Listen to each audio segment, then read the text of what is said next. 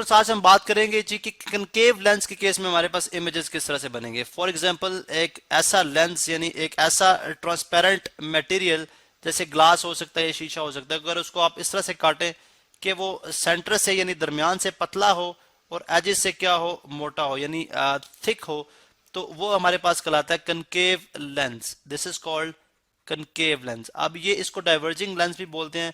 उसकी region basically ये है कि अगर आप एक रेज ऑफ लाइट जो कि पैरेलल टू प्रिंसिपल एक्सिस हमारे पास एक ऐसी लाइन है जो इस लेंस के दरमियान इसके सेंटर में से पास करती है, इसके ऑप्टिकल सेंटर में से, जिसको हम ओ से रिप्रेजेंट करते हैं या सी से, उसमें से पास करती है। और अगर आप इस मिरर के की लेंथ को दो हाफ में डिवाइड कर दो इस तरह से, तो ये दोनों हाफ के क्या होगी, परपेंडिकुलर होगी।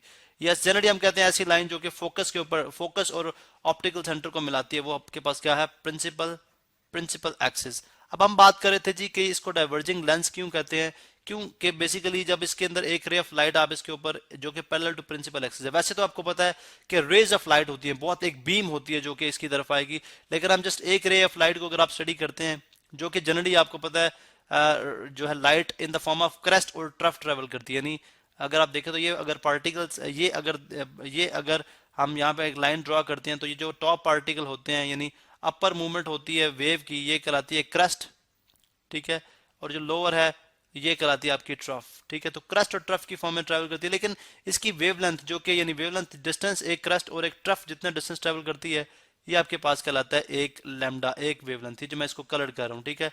डिफरेंट कलर से हम कर देते हैं, ये जो कलर है ये एक वेवलेंथ। तो बेसिकली आपकी जो वेवलेंथ इसकी लाइट कितनी स्मॉल होती है कि हमें ये बिल्कुल एक स्ट्रेट लाइन की तरह नजर आती है। फर्ज करें जी आप वही एक वेव जो है वो इस लेंस को अप्रोच कर रही है, इसकी तरफ जा रही है, तो according to laws of refraction आपको पता है कि जब रे ऑफ लाइट जो है वो एक रेयर मीडियम से यानी एयर में से हवा में या ग्लास एयर में से ग्लास में एंटर होगी यानी डेंसर मीडियम में एंटर होगी, तो टूवर्ड्स नॉर्मल बेंड करती है। ये मैंने एक परपेंडिकुलर ड्रॉ किया था इसकी डायरेक्शन को स्टडी करने के लिए। तो रे जो है आपकी अब इस तरफ जा रही है, अगर आप देखें तो यहाँ पे भी अगर आप एक नॉर्मल ड्रॉ कर लें तो away from the normal bend करेगी। यहाँ पे मैं आपको शो करा सकता हूँ कि away from the normal bend करेगी, तो रे आपकी लाइट इस तरह से, बल्कि इससे भी डिविएट कर जाएगी, इस डायरेक्शन से भी डिविएट करके इधर चली जाएगी, ठीक है। अब ये वो रे ऑफ लाइट थी। इसी तरह एक रे जो यहाँ पे आप इसके ऊपर इंसिडेंट कराएंगे, ठीक है, वो यहाँ से बेंड होगी एंड देन इस तरफ डिविएट कर जाएगी, बल्कि ज़्यादा बेहतर बताते हैं, ये इस तरफ डिविएट कर जाएगी। अगर आप इसको ट्रेस बैक करते हैं तो हम अस्यूम करते हैं कि ये एक ही पॉइंट पे आके टच करती हैं, ठीक है। अगर मैं थोड़ा सा इसको दोबारा बेहतर तरीके से करूं तो अगर आप ये देखें तो ये ऐसे हमें लगेगा जैसे ये एक ही पॉइंट पे आके फोकस कर रही है, ठीक है। ये पॉइंट कहलाता है जी फोकस, जो कि दोनों तरफ जो है वो इक्वल डिस्टेंस के ऊपर मौजूद होता है, क्योंकि ये दोनों तरफ से ट्रांसपेरेंट है, दोनों तरफ से रिफ्रैक्टिंग है। इस तरफ से रेज ऑफ लाइट कराएंगे तो आपकी रेज इधर डायफ्रैक्ट आपकी जो है वो डाइवर्ज कर जाएंगी, अगर इधर से कराएंगे तो इस तरफ डाइवर्ज कर जाएंगी। अब हम देखते हैं कि इस केस में इमेज कैसे बनेगा। अब आपको पता है ये जो फोकस है दोनों साइड पे मौजूद होता है, हमारे पास इसका सेंटर ऑफ कर्वेचर तो नहीं होता, तो हम क्या करते हैं, ऑप्टिकल सेंटर से लेके फोकस तक का जितना डिस्टेंस है इतना ही डिस्टेंस हम फोकस से लेके नेक्स्ट पॉइंट तक ले लेते हैं, जिसको हम 2f का नेम देते हैं। इसी तरह से यहाँ पे भी ये क्या होगा, 2f होगा। अब ये हमारे पास बेसिकली जो है वो कंडीशन है। अब हम फर्स्ट करें एक और दूसरी एक इंपॉर्टेंट बात ये भी है कि आपने जो रे डायग्राम है वो भी आपने जहन में रखनी है कि हम जनरली रेज ऑफ लाइट आ रही होती है, जैसे कि मैंने पहले बात की, लेकिन इस केस में हम जब इमेज बनाते हैं तो हम सिर्फ दो रेज लेते हैं, ठीक है, जो कि जहां पे मीट करती हैं वहां पे इमेज बन जाता है। तो यहाँ पे अगर आप देखें तो ये जो रे ऑफ लाइट है, ठीक है, जो कि पैरेलल टू इस प्रिंसिपल के एक्सिस है, प्रिंसिपल एक्सिस के इक्वल डिस्टेंस पे ट्रेवल कर रही है ऑल टाइम, ठीक है, जो पैरेलल है। ये रे ऑफ लाइट जब आप डाइवर्ज करते हो तो अगर आप इसको ट्रेस बैक करेंगे तो ये डेफिनेटली उस लेंस के फोकस में से पास करेगी। या वो रे ऑफ लाइट जो कि पोल में से पास करती है, वो इसकी डायरेक्शन चेंज नहीं होती है। आपको पता है कि ये हमने प्रॉपर्टी स्टडी कर रखी है, अगर एक रे ऑफ लाइट पोल में से पास करेगी तो उसकी जो डायरेक्शन है वो चेंज नहीं होगी, ठीक है। अब हम सपोज करते हैं, अब हम स्टडी करते हैं फॉर एग्जाम्पल हमारे पास कि हम किस तरह से इमेजेस किस पोजीशन पे रखें तो क्या इमेज बनेगा। ये हमारे पास अगेन एक जो है वो डाइवर्जिंग लेंस है जिसको हम कनकेव लेंस कहते हैं, ये इसका सेंटर है, ठीक है। और हम अस्यूम कर लेते हैं कि फॉर एग्जांपल ये वो लाइन है जो कि प्रिंसिपल एक्सिस है और ये इसका ऑप्टिकल सेंटर है, ठीक है, जिसको हम ओ कह रहे हैं।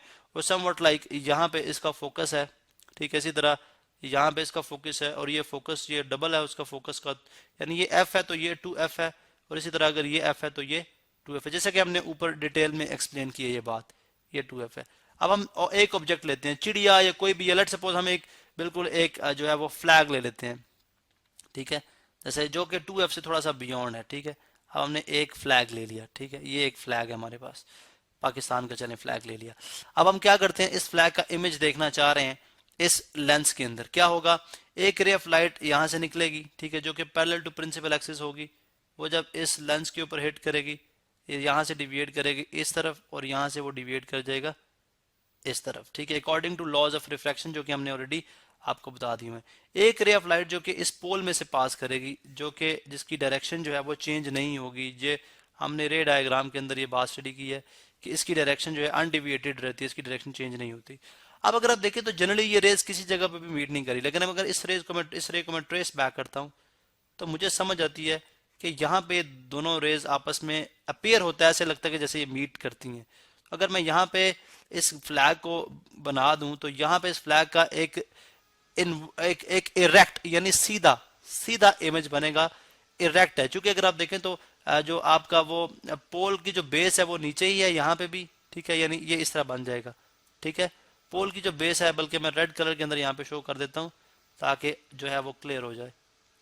पोल की जो बेस है वो नीचे ही है और जो झंडा है वो ऊपर ही है, लेकिन एक तो सीधा बन रहा है, ठीक है, एक वर्चुअल इमेज बन रहा है। वर्चुअल वो होगा जो कि हम डॉटेड लाइन से रेज को ट्रेस बैक करके बनाएंगे, और एक on the same side of the object, same side, same यहाँ पे मेंशन कर दूं, same side of the object, यानी ऑब्जेक्ट की उसी साइड पे बन रहा है जिस साइड पे ऑब्जेक्ट है हमारा, और बहुत ही स्मॉल यानी स्मॉलर इन लेंथ, बहुत ही स्मॉल साइज का वो ऑब्जेक्ट बन रहा है। अब अगर आप यहाँ पे अपने आई रखते हैं, ठीक है, फॉर एग्जांपल अगर आप यहाँ पे अगर आप अपनी आई रखेंगे तो आप इस ऑब्जेक्ट को, ये जो झंडा है आपको बहुत ही जो है वो स्मॉलर साइज में जो है वो दिखाई देगा।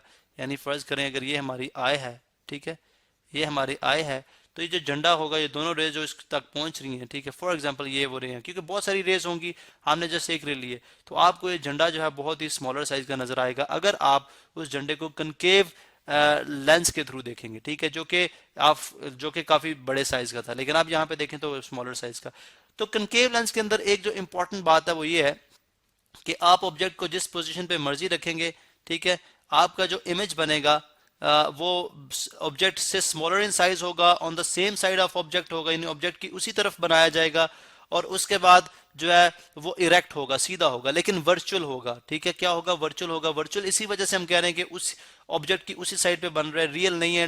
रेज को डॉट बैक किया जाता है तब जाके हमारे पास वो इमेज बनता है। तो इस केस में हमें ये समझ आती है जी, कनकेव लेंस के अंदर हमारे पास ऑब्जेक्ट हमेशा स्मॉलर इन साइज, हमेशा इरेक्ट बनेगा और हमेशा वर्चुअल होगा।